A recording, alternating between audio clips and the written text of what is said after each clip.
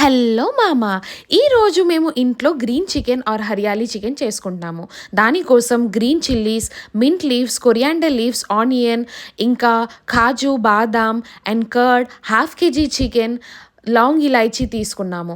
ఒక గ్రైండర్ తీసుకొని దానిలో ఇదంతా వేసేసుకొని థిక్ పేస్ట్ లాగా ఒక పేస్ట్ చేసుకుంటే సరిపోతుంది. దాని తర్వాత బాండీ తీసుకొని మనకు తగినంత ఆయిల్ వేసేసుకొని ఆ 1 ఆనియన్ అనేది ఈ ఆయిల్లో వేసేసుకోవాలి. బ్రౌన్ కలర్ వచ్చే వరకు వేయించుకోవాలి.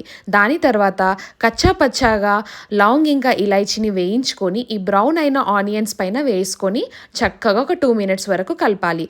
దాని తర్వాత 2 tablespoons of ginger garlic paste వేసేసుకోవాలి. ఈ జింజర్ గార్లిక్ పేస్ట్ అయిపోయాక హాఫ్ కేజీ చికెన్ మనం తీసుకున్నాం కదా, అది యాడ్ చేసుకొని స్లైట్ బ్రౌనిష్ కలర్ వచ్చే వరకు ఈ చికెన్ని మంచిగా మగ్గనించి అడుగంటుకోకుండా మంచిగా ఫ్రై చేసుకోవాలి. దాని తర్వాత ఏముందండి, ఇందాక నేను చెప్పిన ఐటమ్ కర్డ్ని మంచిగా కలుపుకొని ఈ చికెన్లో వేసుకోవాలి.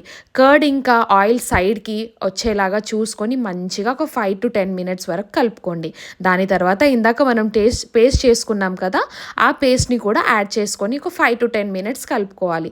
లో ఫ్లేమ్ కాకుండా మీడియం ఫ్లేమ్లో చేసేసుకుంటే సరిపోతుంది.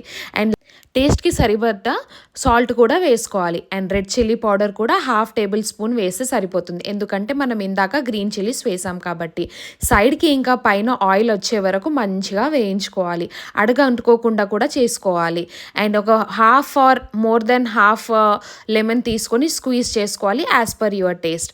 అండ్ చెప్తున్నాను, దీనిలో సాల్ట్ మీ ప్రకారంగా యాడ్ చేసుకోండి అండ్ వాటర్ యాడ్ చేసుకోవాలి.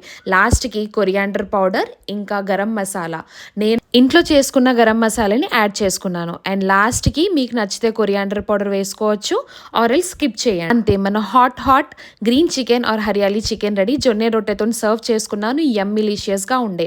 For more such content please do not forget to subscribe or follow my channel Bhukkad Vibes.